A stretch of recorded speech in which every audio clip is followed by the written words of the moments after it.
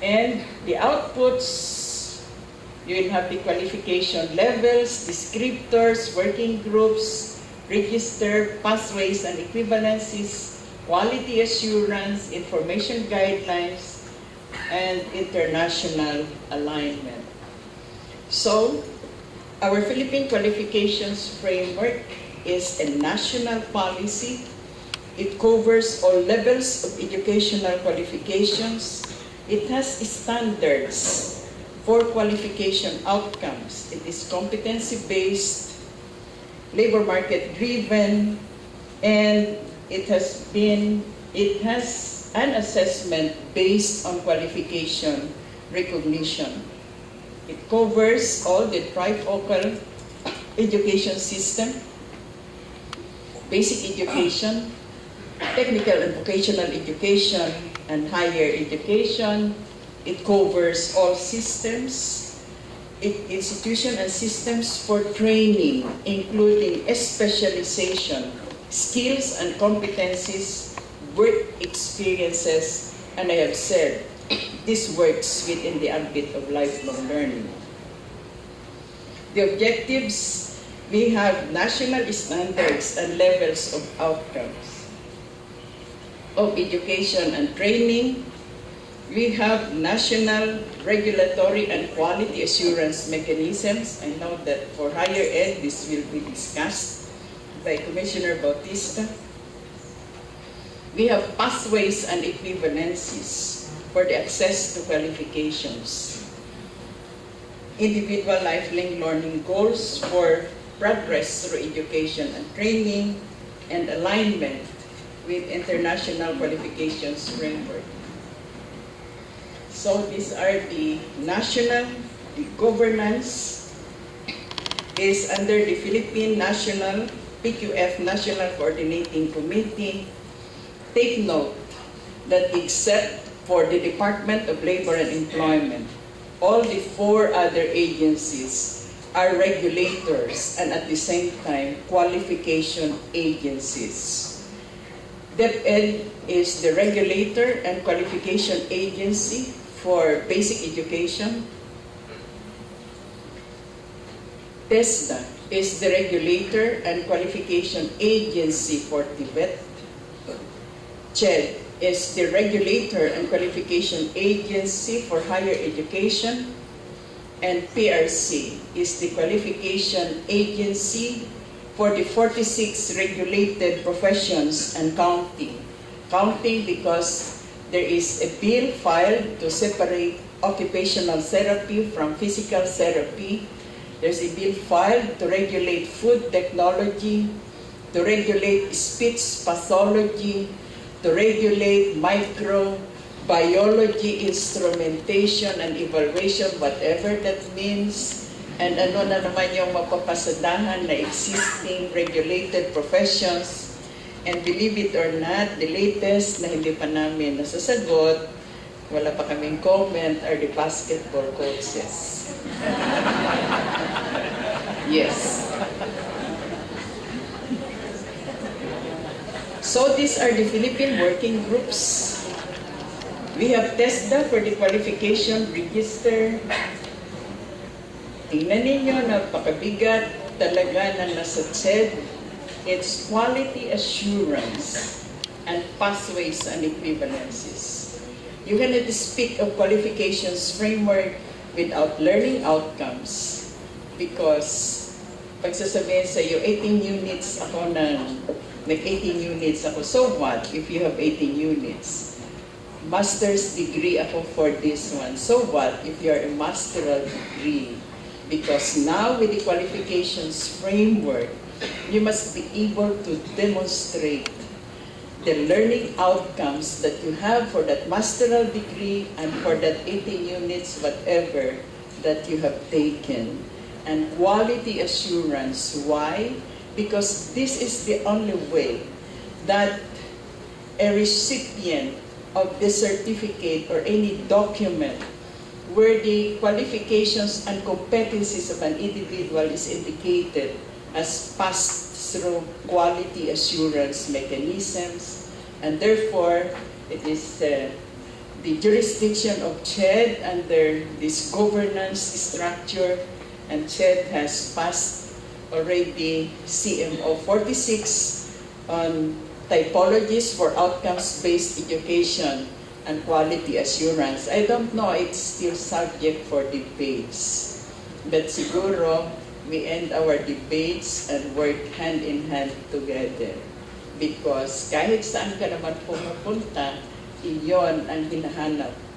In all the countries that I have been to, working for the recognition of the qualifications and competencies of our different professionals, there's only one question, one basic question na palagi nilang tinatanong. Are your accreditation mandatory? Why? External accreditation really means that quality assurance over and above the minimum requirements of CHED is really enhanced or assured. And then we have the guidelines, and medyo mabigat yung binigay sa amin. It's international alignment, and that is the reason why the boards are always now out there, because we cannot do international alignments by sitting in our offices and not talking to guys like you. And that is the reason why I told my two commissioners this is equally important, because this is talking to our stakeholders, consulting with you on what will happen that will affect each and every one of us in this room without exception. Kasama na yung keynote speaker natin at ako rin. So this is our Philippine Qualifications Framework. We have 8 levels. Usually we have 8 to 10 levels. But if you go, for instance, to Canada, Canada's Sectoral Qualifications Framework, and Ontario's Qualifications Framework, they have 13 levels. If you go to Saudi Arabia, they have 6 levels. Emirates has 10 levels, and even in ASEAN, which I am going to show later, you will see the different levels of qualifications. So take note, that is the reason why it took quite some time also for our DepEd to come up with the strands in our K-12, because take note that for grade 10, those already in the junior high school will have already level 1 competency, which is also equivalent to NC1 of TVET. So, and grade 12, the senior high school has already a competency level 2 equivalent to NC2, and for the TVET level, so for the basic education level, we have the K-12 from the junior high school to senior high school. For our TVET, we have from NC1 up to diploma in level 5, and for higher education, we start from level 6, which is baccalaureate, post-baccalaureate, doctoral, and postdoctoral degree. And take note about the pathways and equivalencies. So from grade 12, it's either you can go up with these qualifications and competencies, you can go up to diploma level if you want the TVET track, or if you want to have a higher education, to go into a higher education track, then you can go direct to a baccalaureate degree, and also pathways and equivalences here to the baccalaureate degree. And that is the reason why those who are familiar with our K-12 curriculum, it has tracks and strands, because at the end of level 12 from senior high school, the graduate of senior high school can already be an employee, can be already an entrepreneur, or they can go to a higher education track. It it has three domains: knowledge, skills and values, and application. So, given this, you must, in the domains, you must have the learning outcomes that will show your knowledge, knowledge, skills, and values. And given these skills, these knowledge, skills, and values, how do you apply it? In what situations are you expected to apply these knowledge, skills, and values? And when you apply these knowledge, skills, and values, what is your degree of independence? In other words, what is your accountability and responsibility? And that is the reason why our boards are also now on workshops together with CHED and on their own, because we are also transitioning from a competency-based licensure exam into an outcomes-based licensure examination, and wala na yung mga easy, moderate, difficult questions, because now the questions will now be on knowledge, skills, and values, 20%. We have already an internal discussion with the Commission, subject to further discussion with the academe and the stakeholders. Application, because these are learning outcomes. Application, situational cases will be 50% and 20% for degree of independence and or responsibility and accountability. Why? Because on that entry level, you're still be under minimal supervision. So let me now go to level 6, because I think most of us here are level 6 and beyond. So level 6, this is the qualification type is level 6, baccalaureate degree. You must be able to demonstrate broad and coherent knowledge and skills in the field of study for professional work. And given these skills, knowledge, and values, how do you apply it? You must be able to apply it in a professional work in a broad range of discipline. And your degree of independence, your responsibility or accountability, your substantial degree of independence with minimal supervision. Level 7, which is a post-baccalaureate qualification, you must be able to demonstrate and advance knowledge and skills in a multidisciplinary field of study for professional practice. So kanina yon, broad and coherent knowledge. Now what is required is advanced knowledge and skills in a specialized disciplinary field. And how do you apply this? Must be applied in a professional work that requires leadership and management in a specialized or multidisciplinary work or research. So, kanina yon, kung nurse ka, you will be working just with a group of nurses. But now, it's now multidisciplinary, so we'll be working with doctors, with physical therapists, sociologists, psychologists, psychiatrists, and now you must demonstrate or be accountable for a high degree of independence that involves exercise of leadership and initiative in teams of either as an individual or in a multidisciplinary field.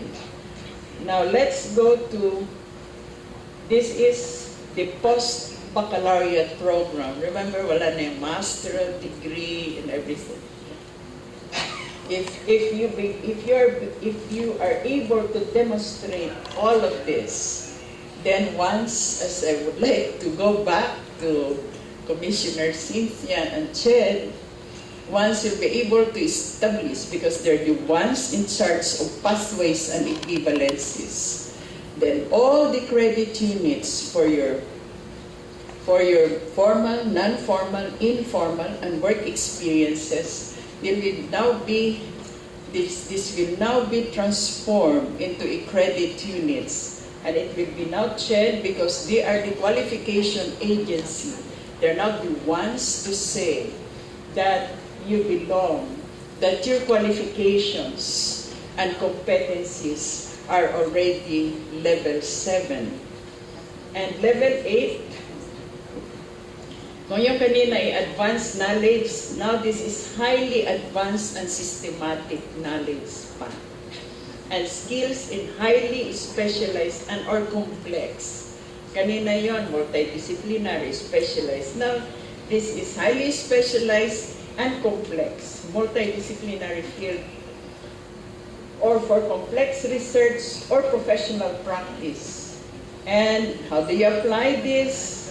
Kanina yon, applied in professional work that requires management, leadership, and management is specialized. Now here, it's highly specialized or complex multidisciplinary field of professional work that requires innovation and or leadership, management, and research in specialized. And what is now your degree of accountability or responsibility? It's full independence in individual work or in teams of multidisciplinary setting, complex setting that demands leadership for research and creativity for strategic value. So, if you are now in level 6 or in level 7 or in level 7, so if you're in level 6, what does it take for you to come to level 7? So, your formal, non-formal, informal learning processes, including work experience, should be geared towards these knowledge, skills, and values. And you must be able to demonstrate this knowledge, skills, and values in settings that is required. So that when all these things, when we will have that credit transfer system, then all these things will be credited so that you can have this level 7 qualification level. And what does it take for you to come to level 8 to earn a doctoral or postdoctoral degree qualification? It is this one. And even in the Professional Regulation Commission, we will have to change also the issuance of your identification cards. As soon as you qualify, you pass, you take your oath and you register, your ID will say you are a nurse, licensed nurse, level 6 qualification. But after quite some time, when you have already done your CPE, your work experience, and the work experience and your learning processes, maybe after 3 years, you can qualify for a level 7. Now your ID will also state you are a nurse on a level 7 qualification. And maybe after more years and you come back, your ID now may have a level 8 qualification with a certain specialization. So that kasi ngayon, sa totoo lang, nahihirapan ang ating mga professionals. Saudi Arabia, all those countries now that have qualifications framework are requiring our professionals to submit their credentials from the transcript of records to prove that their qualifications and competencies are really equivalent to the visa that are given to them. I have a recent case now, one engineer was given a visa, engineer's visa, but he cannot present within a certain period of time, medyo yung CAB daw sa CHED ay hindi makukuha ng 30 days. So, sa halip na pauwiin siya, he requested that his position, an engineer's visa, will be downgraded into an inspector's visa. And that is the reason why we're working it out, that the professional identification cards in the meantime can be accepted. And that is the reason why even the issuance of our IDs will have to go through quality assurance mechanisms. So, institutional reforms, this is one of the institutional reforms that the Professional Regulation Commission, together with the stakeholders, the accredited professional organizations, will have.